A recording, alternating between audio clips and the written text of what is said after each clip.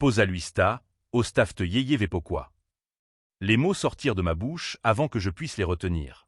Un russe parfait. Sans accent. Le genre de maîtrise qui nécessite des années d'immersion pour être acquise. L'homme d'affaires ivre s'est figé en plein geste, la main toujours tendue vers le sac à main de la vieille dame. Les clients du Morrison's dîner sont restés silencieux. Tous les regards se sont tournés vers la serveuse au tablier taché qui venait de parler une langue qui n'avait pas sa place dans un restaurant routier de la campagne virginienne. Je m'appelle Lisa. Et je viens de commettre une erreur qui pourrait me coûter tout ce que j'ai mis 8 mois à construire, ou à détruire, selon le point de vue. La vieille femme serra son sac, tremblante. L'homme ivre trébucha en arrière, déconcerté par des mots qu'il ne comprenait pas mais qui étaient suffisamment menaçants pour le faire réfléchir. Il marmonna quelque chose à propos des « étrangers » et se dirigea en titubant vers la sortie. J'aurais dû rester silencieuse. J'aurais dû laisser quelqu'un d'autre s'en occuper. C'est ce que font les personnes invisibles. Elles se fondent dans la masse, elles servent, elles disparaissent. Mais certains instincts sont plus forts que celui de survie. La femme toucha mon bras de ses doigts tremblants. « Spasibo » murmura-t-elle. « Merci. » Son accent était purement moscovite, celui des années 1970. Le genre d'accent qui avait du poids, une histoire, des secrets. J'ai hoché la tête une fois et je me suis retourné vers la cuisine, espérant que ce moment se dissolve dans l'air gras des hamburgers trop cuits et du café brûlé. Mais ce ne fut pas le cas. Eh bien. La voix de Rick Morrison coupa court au murmure des conversations qui reprenaient. Le propriétaire. Mon patron. L'homme qui avait passé 8 mois à s'assurer que je comprenne exactement quelle était ma place dans son monde. Notre petite Lisa parle russe. N'est-ce pas formidable? Il l'a dit assez fort pour que tout le monde l'entende. Assez fort pour en faire un spectacle.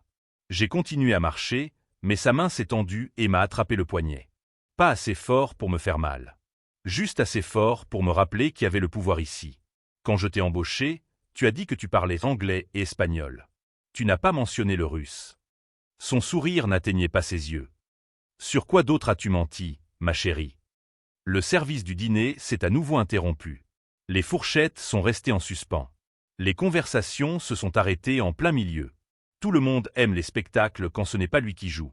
Je l'ai étudié à l'université, monsieur. Le mensonge est sorti tout seul, comme si je l'avais répété. Juste les bases. Les bases. Il a ri, et 3 habitués du comptoir se sont joints à lui. Ça m'a semblé sacrément fluide. Où es-tu allé à l'université? À l'université de Moscou? Encore des rires. Des moqueries légères, bon enfant. J'ai été humilié par des experts. Des hommes qui pensaient que briser les gens était un article. Rick Morrison était un amateur qui jouait avec des allumettes, sans se rendre compte qu'il se trouvait dans une pièce remplie d'essence. À l'université communautaire, monsieur. Je gardais une voix neutre, vide. Le ton de quelqu'un qui a appris que la résistance ne fait qu'attiser le feu. Il lâcha mon poignet et s'essuya la main sur son tablier, comme si me toucher l'avait souillé.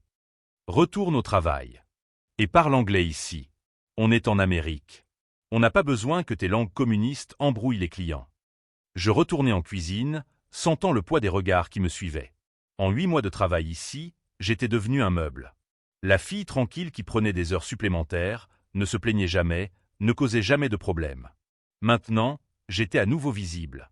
Et la visibilité, pour les gens comme moi, est la chose la plus dangereuse au monde. La vieille dame a laissé $40 sur une addition de $12. J'ai empoché l'argent sans émotion. La charité est différente quand on sait qu'on ne la mérite pas. Le service du dîner avançait lentement. Rick s'assurait de me faire passer devant les habitués chaque fois que possible, faisant des blagues sur mon passé russe secret et me demandant si j'étais un espion. Les clients riaient, car c'est ce que font les clients quand le patron fait une blague. J'ai nettoyé les tables. J'ai rempli les tasses de café. J'ai souri quand il le fallait. Le masque que je portais depuis 8 mois était désormais fissuré, mais les masques sont conçus pour tenir même lorsqu'ils sont endommagés. À 21h47, 3 minutes avant la fermeture, la porte s'est ouverte. L'homme qui est entré n'avait pas sa place au Morrison's dîner. Son costume était trop cher. Sa posture trop contrôlée. Son regard balayait la salle avec le genre d'évaluation qui vient d'années passées à calculer les menaces et les issues. Il avait environ 70 ans, les cheveux gris coupés avec précision, le visage marqué par des décennies de décisions qui avaient laissé des traces indélébiles. Quand il bougeait, c'était avec parcimonie, sans mouvement inutile, sans énergie excessive. J'ai reconnu sa démarche avant toute autre chose. Entraînement Spetsnaz. Force spéciale russe. Le genre de mouvement qui devient une seconde nature après suffisamment d'années sur le terrain. Il s'est assis au comptoir. Pas près de la porte. Pas près des fenêtres. Juste au milieu, d'où il pouvait tout voir. Rick était à l'arrière, en train de compter la caisse. J'étais seul en salle. Je m'approchais avec mon carnet de commandes, les yeux baissés, l'attitude soumise. Tout mon langage corporel criait « Je ne suis pas une menace. Je ne mérite pas qu'on me remarque. Un café, s'il vous plaît. » Son anglais était parfait, mais son accent était indéniable. Je versai le café. Ma main ne tremblait pas. Les mains ne tremblent que lorsque l'on a peur des conséquences, et j'avais cessé d'avoir peur des conséquences depuis longtemps. Il a attendu que je pose la cafetière. Puis il a parlé, si doucement que je seul pouvais l'entendre. Yaznayu, Kateoti. Je sais qui tu es. 4 mots. En russe. Prononcés avec la certitude de quelqu'un qui ne bluffe pas. Mon sang s'est glacé. La cafetière tremblait dans ma main, non pas à cause de la peur, mais à cause de la montée soudaine d'adrénaline qui survient lorsque votre invisibilité soigneusement construite se brise comme du verre. Je l'ai regardé dans les yeux pour la première fois. Et dans ses yeux, j'ai vu de la reconnaissance. Pas celle que l'on ressent en voyant le visage de quelqu'un aux informations. Une reconnaissance plus profonde. Celle qui vient d'une histoire commune, d'un traumatisme commun, d'une compréhension commune d'un monde que la plupart des gens ne voient jamais. Je ne sais pas de quoi vous parlez. Je gardais un anglais neutre, une expression neutre. Il sourit.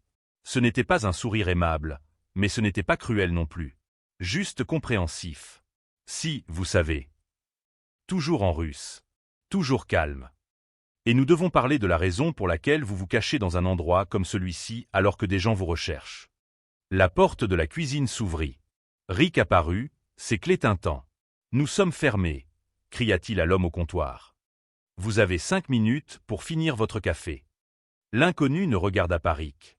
Il ne lui accorda aucune attention. Il restait entièrement concentré sur moi. 5 minutes, répéta-t-il en russe. Ensuite, nous parlerons. Ou je passerai un coup de fil qui changera tout. Si vous vous demandez ce qui se passe lorsque votre passé vous rattrape dans un restaurant routier, abonnez-vous, car ce que je ne savais pas, c'est que cet homme détenait la clé de quelque chose que je fuyais depuis 8 mois, et que je n'avais que 5 minutes pour décider si je continuais à fuir ou si j'affrontais enfin la vérité sur les raisons pour lesquelles quelqu'un comme moi finit par servir du café à des gens qui ne me verront jamais comme autre chose qu'une employée. L'horloge murale indiquait presque 22 heures. Et l'inconnu sortit un téléphone qui semblait provenir du gouvernement, son pouce planant sur un numéro qui pouvait soit détruire mon invisibilité soigneusement construite, soit révéler quelque chose de bien plus dangereux. Rick nous observait maintenant, le regard de plus en plus méfiant. Les bottes de Rick résonnaient sur le linoléum alors qu'il s'approchait du comptoir.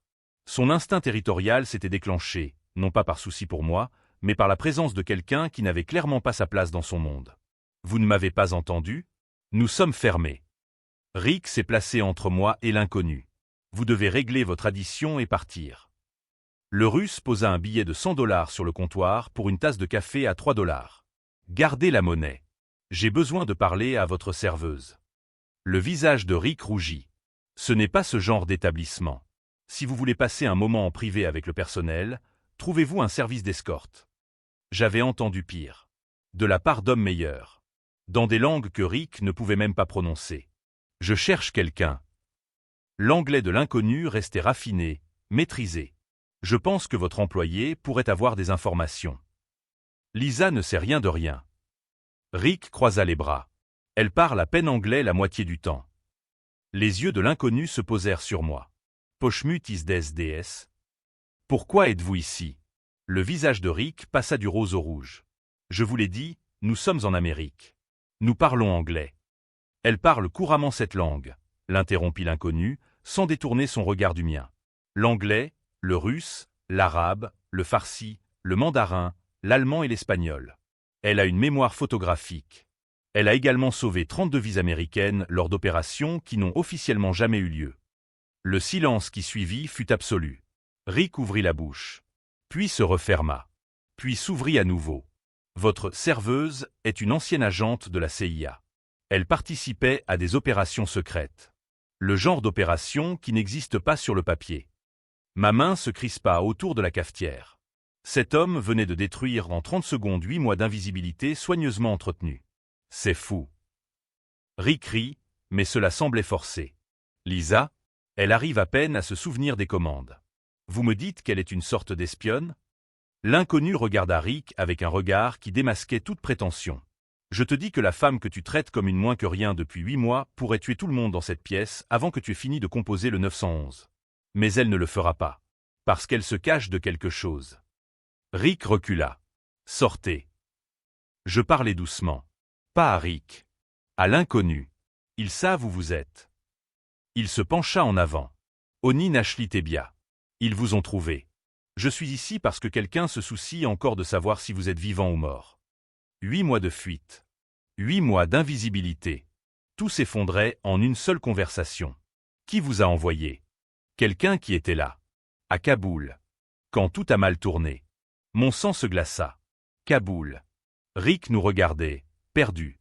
Quelqu'un ferait mieux de s'expliquer, ou j'appelle les flics. Appelez-les. L'inconnu ne s'y a pas, mais sachez qu'à partir de ce moment-là, des agents fédéraux vous demanderont pourquoi vous employez quelqu'un sous une fausse identité. Le fisc vérifiera vos comptes. Les services d'immigration contrôleront tout votre personnel. C'est comme ça que vous voulez passer votre soirée? Le visage de Rick pâlit. Lisa, vous êtes virée. Prenez vos affaires et sortez. Tous les deux. Je détachai mon tablier. Je le posai sur le comptoir. Combien de fois avais-je changé d'identité comme un serpent mu?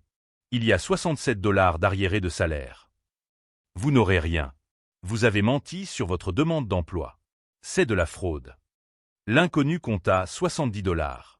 Il les posa sur le comptoir. Rick attrapa l'argent. Ça nous met quitte. Maintenant, sortez. L'inconnu se leva. Vous avez 2 choix, Lisa. Venez avec moi, et je vous expliquerai pourquoi Kaboul n'était pas de votre faute. Ou restez ici, et dans 48 heures, les gens qui vous recherchent vous trouveront. Ils ne seront pas aussi polis. Pourquoi devrais-je vous faire confiance? Parce que Victor Sokolov n'envoie pas d'amateurs. Et parce que c'est moi qui t'ai sorti de cet immeuble alors que tu te vidais de ton sang, convaincu d'avoir laissé tomber tout ce qui comptait pour toi. Victor Sokolov. Ancien membre du KGB, devenu agent de la CIA, puis opérateur indépendant. Si Victor envoyait quelqu'un, cela signifiait que la situation était catastrophique. Qui êtes-vous? Alexei Volkov. Ancien membre du Spetsnaz. Ancien agent de la CIA. Maintenant, je suis quelqu'un qui essaie d'empêcher une erreur qui causera la mort de beaucoup de gens bien. Il se dirigea vers la porte. S'arrêta. Votre appartement. Jefferson Street. 3e étage.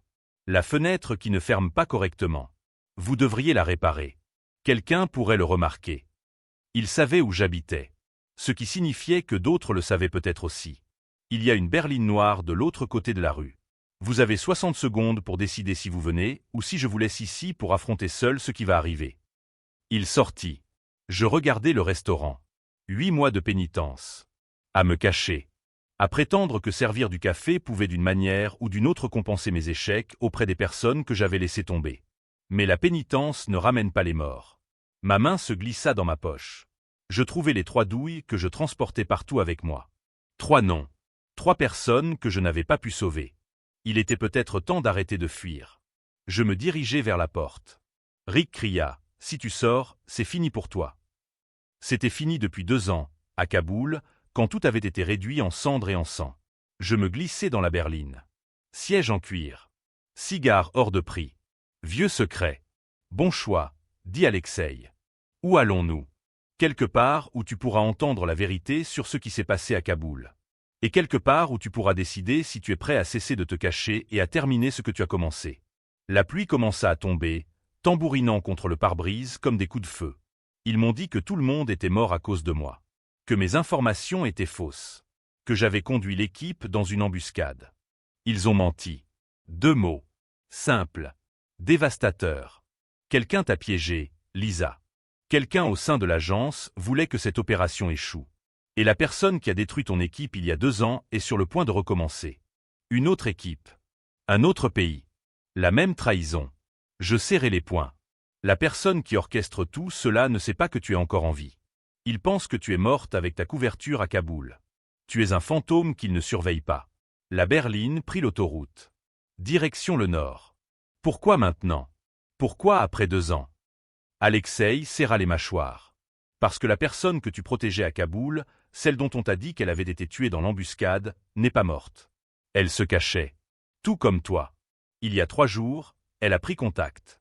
Elle détient des informations qui permettront de démasquer le traître. Mais elle ne parlera qu'à toi. La pluie s'intensifia. Comment s'appelle-t-elle? Alexei me jeta un coup d'œil. Il y avait comme de la pitié dans son regard. Nadia Petrov. Ta partenaire. La femme que tu croyais avoir tuée. Elle est vivante, Lisa. Et cela fait 2 ans qu'elle attend que tu cesses de te culpabiliser pour pouvoir terminer la mission. Le monde bascula. Nadia. Vivante. La femme que j'avais pleurée. La femme dont je murmurais le nom chaque nuit. Pas morte. Cachée. Attendant. Pour moi. Et au fond de mon esprit, une question se forma. Si Nadia était en vie, qui d'autre de cette nuit-là pouvait encore respirer? Et qu'avait-il enduré pendant que je servais du café à des gens qui me traitaient comme si je n'existais pas? La maison sécurisée se trouvait à 40 minutes de Richmond. Une ferme qui semblait abandonnée, mais qui avait des portes renforcées, des fenêtres par balles et un équipement de surveillance capable de surveiller un petit pays. Alexei me fit passer 3 contrôles de sécurité. À l'intérieur, le contraste était saisissant. Des technologies modernes partout. Des écrans affichant des images satellites. Du matériel de communication tout droit venu de l'anglais. Ce n'était pas une opération clandestine. Elle était financée, autorisée, officielle, même si elle n'apparaîtrait jamais dans aucun registre. Asseyez-vous. Alexei m'indiqua une chaise. Je restai debout. Ne vous asseyez jamais dos à une porte. N'acceptez jamais une position où quelqu'un d'autre contrôle votre sortie. Il l'a remarqué. Un léger sourire. Bien. Vous n'avez pas perdu tout votre entraînement. On ne perd pas son entraînement. On le met juste de côté. Il s'est dirigé vers un ordinateur portable. L'écran principal s'est allumé. Une photo est apparue. Nadia Petrov.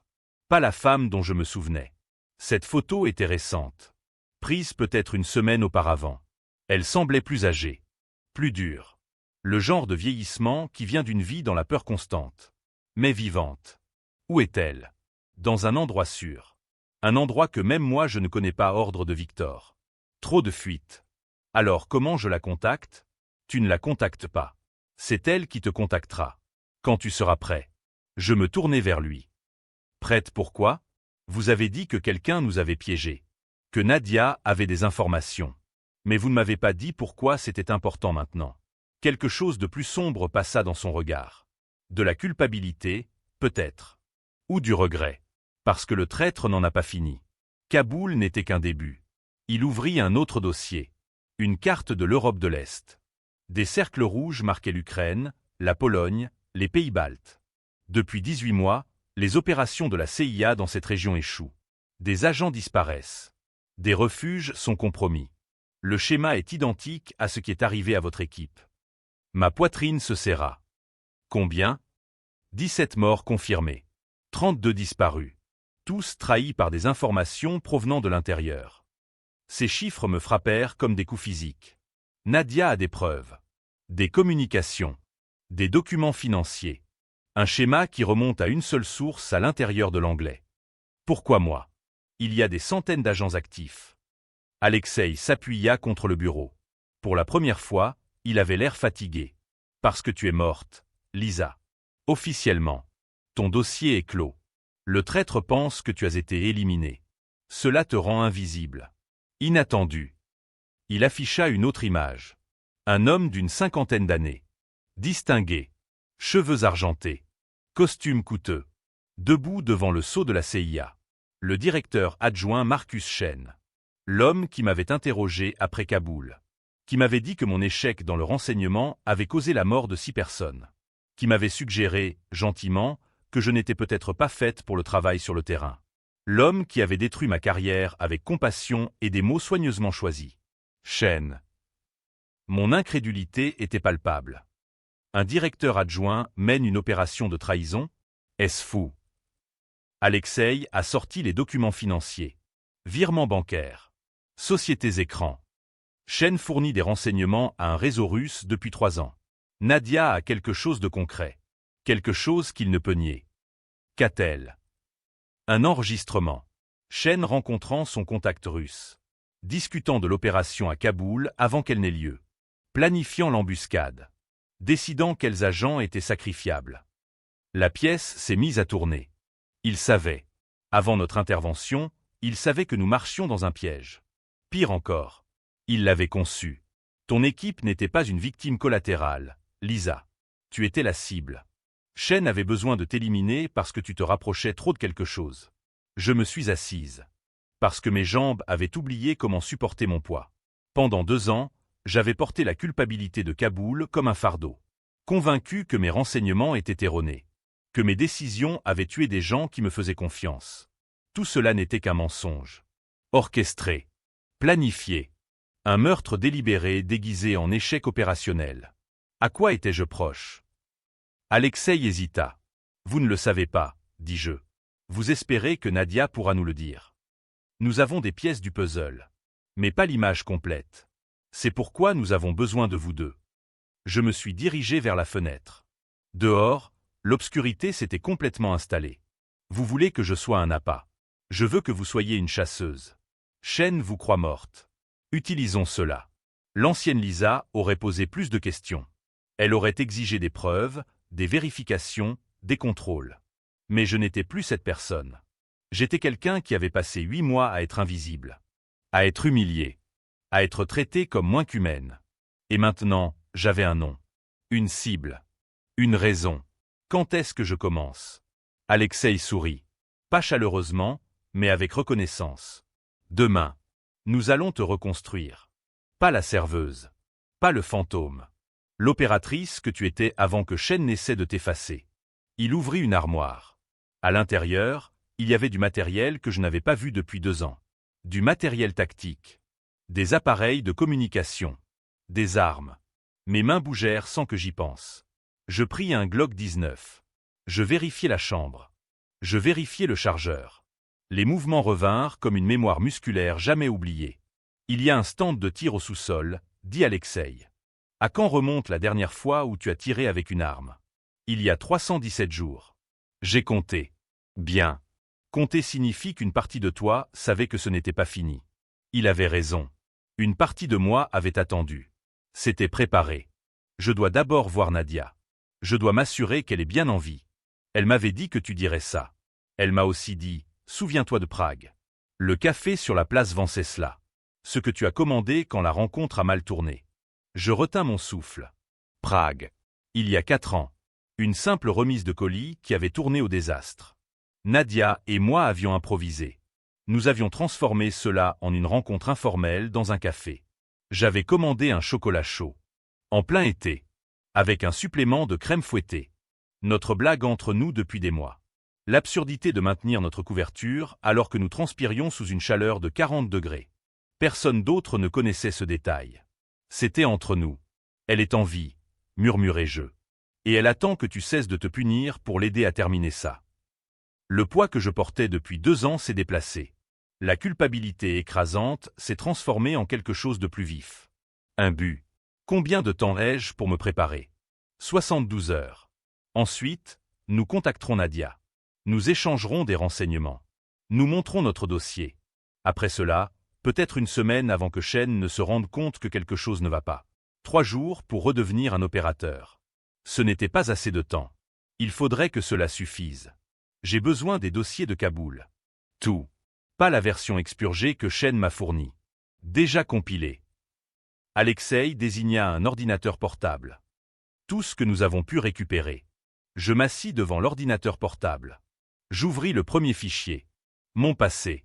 Des rapports de mission. Des évaluations de renseignements. Des photos de personnes qui m'avaient fait confiance pour assurer leur sécurité. Des personnes qui sont mortes en croyant que je les avais laissées tomber. Alexei. Je ne levai pas les yeux. Quand tout ça sera fini. Quand on aura démasqué Shen. Je veux être celle qui lui dira. Je veux qu'il sache que la femme qu'il a essayé d'effacer est revenue. Tu auras cette chance. Les fichiers se sont chargés. Des noms. Des visages. Des opérations. Rick Morrison pensait qu'il humiliait une serveuse depuis 8 mois. Il ne se doutait pas qu'il affûtait une lame. Et Marcus Shen, l'homme qui avait détruit mon équipe, ma carrière, ma foi en tout ce que j'avais juré de protéger, était sur le point d'apprendre quelque chose de fondamental sur la nature humaine. Certains fantômes ne restent pas enfouis. Ils reviennent. Et ils apportent des preuves. 72 heures de préparation semblent durer 72 minutes quand on reconstruit une arme qui est restée inutilisée pendant 2 ans. Le champ de tir. Les exercices tactiques. La revue des renseignements. Mon corps se souvenait de ce que mon esprit avait essayé d'oublier. Le 3e jour, Alexei est entré dans la salle d'entraînement pendant que je démontais un fusil les yeux bandés. 12 secondes. Elle est prête à vous rencontrer. Où? À Baltimore. Dans une usine textile abandonnée. C'est Nadia qui l'a choisi. 3 sorties, bonne visibilité. Quand? Dans 2 heures. Le trajet s'est déroulé en silence. J'ai surveillé les rétroviseurs. Personne ne nous suivait. L'usine était parfaite. Une ruine industrielle oubliée que la ville avait laissée à l'abandon. À l'intérieur, une odeur de moisissure et de rouille flottait dans l'air. Et puis je l'ai vue. Nadia Petrov se tenait au centre, éclairée à contre-jour par les fenêtres brisées. 2 ans plus âgée. Plus dure. Mais indéniablement vivante. Tu as mauvaise mine, m'a-t-elle dit en russe. Tu as l'air morte, ai-je répondu. Nous aussi. C'est le but. Nous nous sommes rapprochés. Pas d'étreinte. Juste 2 agents reconnaissant leur survie. Prague, ai-je dit doucement. Du chocolat chaud en été. Avec de la crème fouettée en plus. Parce que la subtilité n'a jamais été ton fort. La tension s'est légèrement relâchée. Je pensais que tu étais morte. Ils m'ont dit que c'était ma faute. Chen t'a dit ça. Chen a menti. Son expression s'est durcie. J'ai failli mourir. 3 balles. 4 mois dans un hôpital russe pendant que Victor m'extrayait sans alerter Chen. Pourquoi tu ne m'as pas contacté? Parce que Chen avait des gens qui te surveillaient. Si je t'avais contacté, on serait tous les 2 morts. Nadia sortit une tablette. J'ai passé 2 ans à monter ce dossier. Des documents financiers, des communications, des comptes rendus de réunions.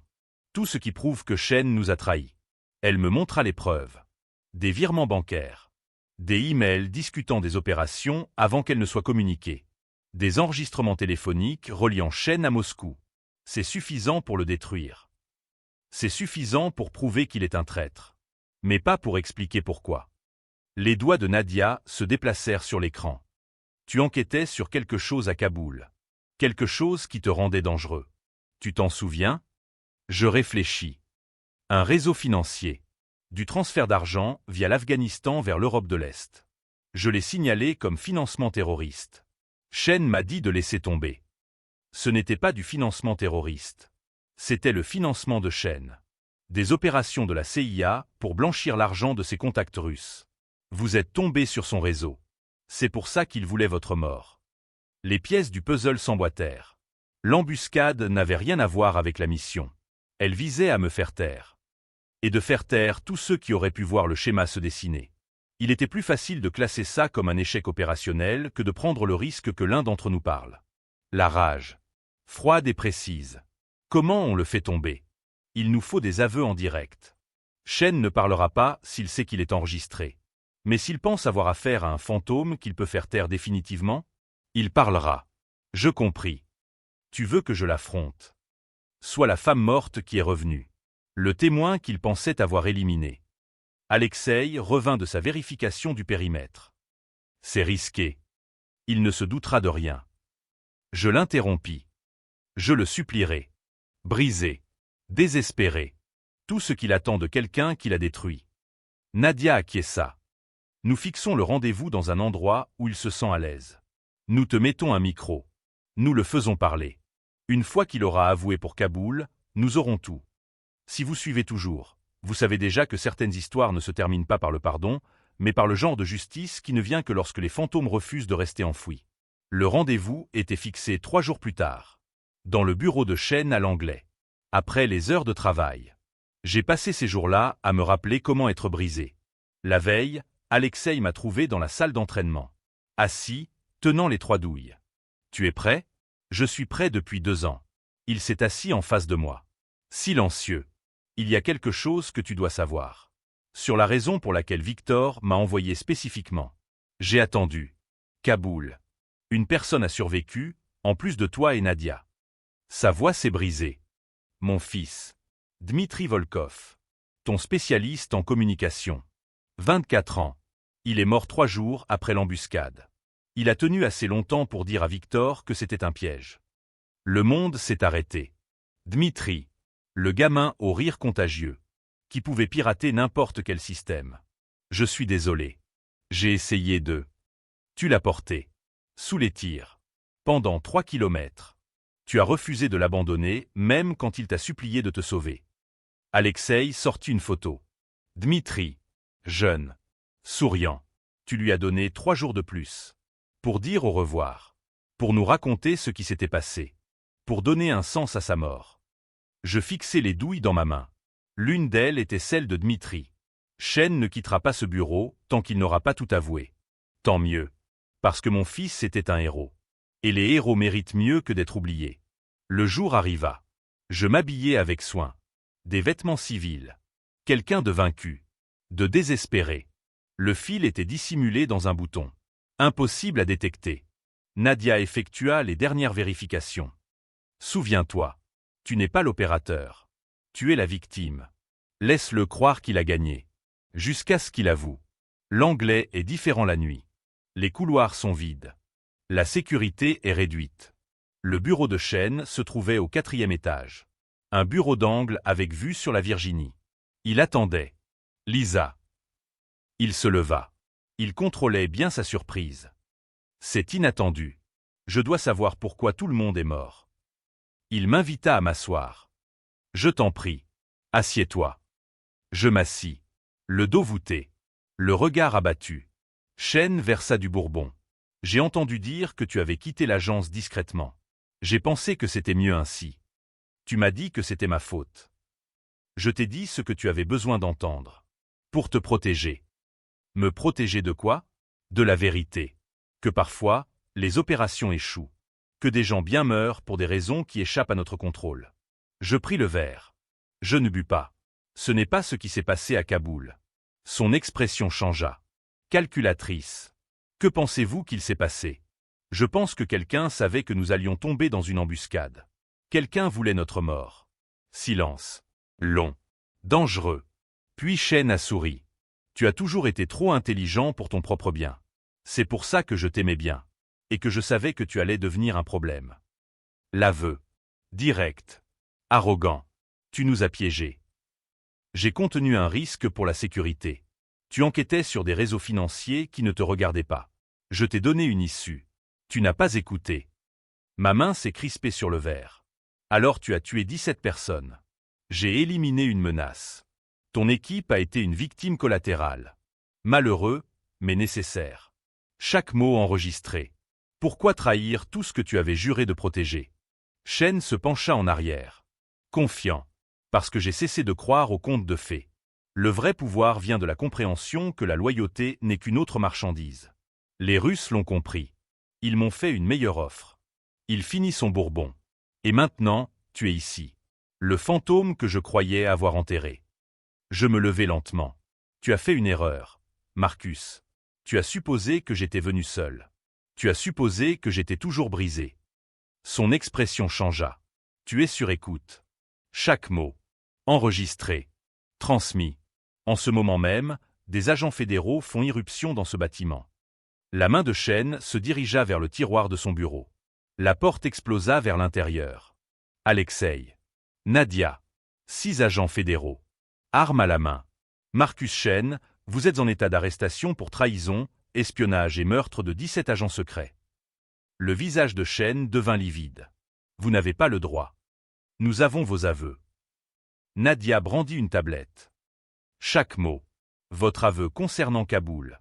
Vos contacts russes. Tout. Chen me regarda. Il vit enfin ce que j'étais devenu.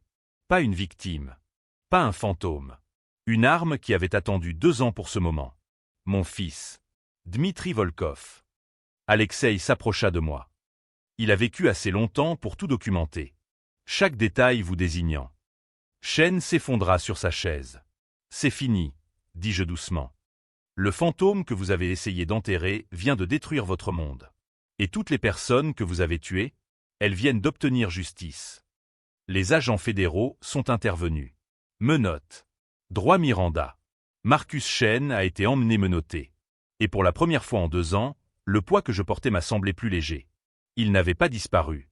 Les morts ne reviennent pas. Mais il était équilibré. Les 17 noms avaient obtenu justice.